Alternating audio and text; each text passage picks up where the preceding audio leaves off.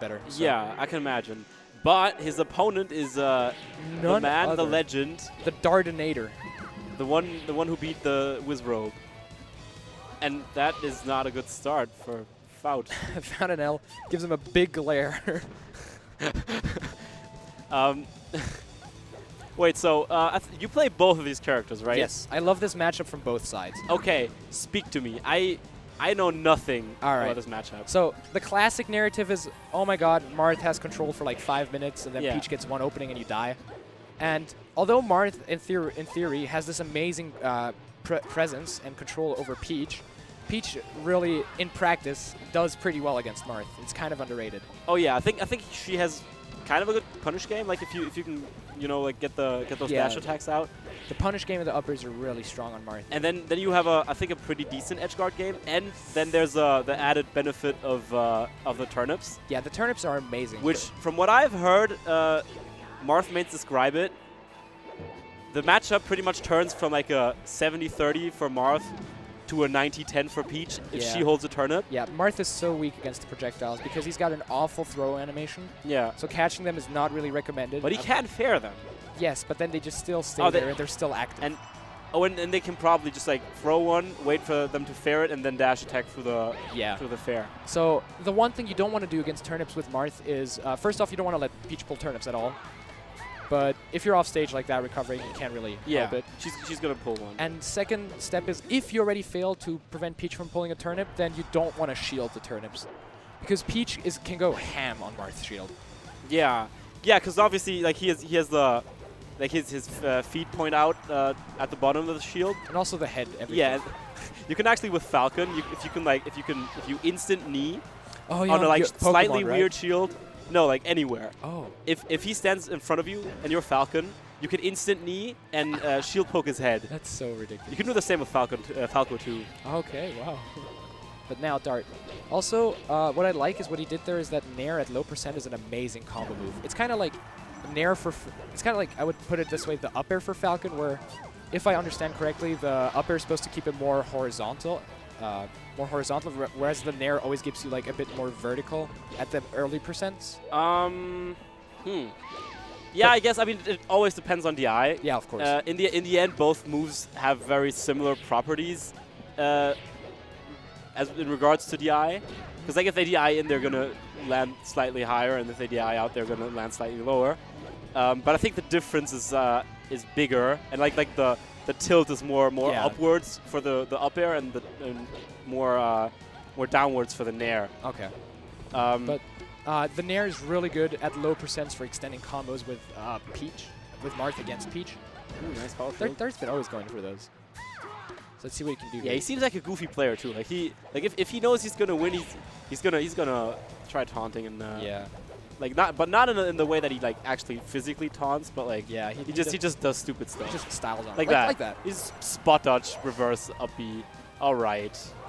I would have expected him. What's kind of stylish is when the Peach's floating towards the stage, you do you drop the ledge and do a reverse side B to the other way, and then Peach DIs in, and then you can down air. Nice. But yeah, it seems like a bit of a cheeky gimp, but yeah, definitely not that legit. But Fout has really had trouble with his spacing, because he's been getting hit by uppies out of shield for like what 10 times now, and I think he should start picking up on trying to space his aerials better. Maybe shield afterwards if he knows Dart's going to do it every time.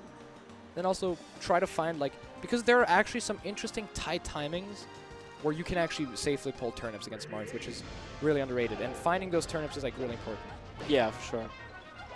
Like for example, if Marth is like double jumping in the air like that and slowly drifting towards you, you can just do like a wave dash back turnip pull. Yeah, and that gives you like a significant advantage over the usual matchup. Yeah, and also for example, if the Marth he has you in the corner and he's kind of not he wants you to run into his move, you can literally just pull a turnip, and it'll be hard to react to it because they're just really like laser focused on like reacting to your approach. I was feeling the down air there. Oh, a nice pivot tipper. Oh, okay. I'm actually kind of disappointed we haven't seen any darts yet. Like the up smash. Yeah. What I'm disappointed at is that he picked FD. because especially if you're the weaker, as a stronger player, I definitely recommend FD. We've talked about this, right? Because like if you play the matchup better and if you're the better player, you're probably going to win on FD. There's way less opportunities for cheese, obviously depending on the matchup, but but especially in this one where juggling is such a strong factor. Yeah. Because that's really kind of Marth's only way of getting like extended combos per se. Because, ooh, that was cute. Sorry. Dart agrees. Gives it a little smirk. Yeah, he also read like a roll with a fair, which was really nice. Yeah. So Fout is definitely a smart player. He might be picking up on a few of Dart's habits here. Very down tilt. Very Ooh, nice. Nice drift. Also, quick thing, you can't hit that sweet spot with a down tilt or F smash or anything. Ooh. Unless, like, if the Peach does it properly, which is not very hard. Oh, so it's not like a timing thing, it's just like a spacing thing. The shield interaction was crazy. He pulled the turnip, saw that Dart was ready to punish it, did a jump, Z-drop to cover the grab, and then back-aired him for him. Nice. And up smash. Dang it. Oh, very good tech. It's also really important to tech in that situation because otherwise Peach gets knocked so far away. Ooh. His recovery is really good, and there he pulls a Stitch, and he just drops it. Yeah. That was a short, really exciting moment. That was some micro spacing right there. Up to. Oh. Yeah. For that one, you're at higher percents. Surprisingly, unless the Marth really likes to swing a lot, which Dart doesn't, you can really just at high percent spend it crouch canceling because that's when Marth is looking for like his cheesy conversions, like the 1000. Oh! Did you see him nair him into the turnip? He could have gotten a dash attack out of that or something. Ooh, and he got lucky for that trade. He's holding up. That would have been damage. I mean, we criticized his counter pick, but he's doing really well. He's making money move. Yeah. He's been doing significantly better than last match. And he also, really important factor is also, he DIs the downer into the ground. Doesn't matter if you don't get the tech, but as long as you don't get popped up, Dart can't do his Dart. So that's a plus. Is it a plus, though? I mean, we want to see it. I mean, sure. That's fair. Ooh, okay. Good reverse nair. In situations like that, also, back airs and stuff are kind of weird, so I just recommend doing shield breakers because they just have more knockback than the weak forwarder. That side B up tilt is also really crucial against like a lot of characters actually, because it's one of the few ways in which you can actually reliably kill floaty characters. Yeah, there's a shield break I was talking about. Ouch. And ouch. I was looking for a down air there. Yeah, me too. And maybe accept it. Okay. There he drifted in poorly. And that's it. Gets poked to death. Good showing by Fout though. Yeah. I hadn't seen him play before, I think. He's really good. Like, he shocked the entirety of Austria when he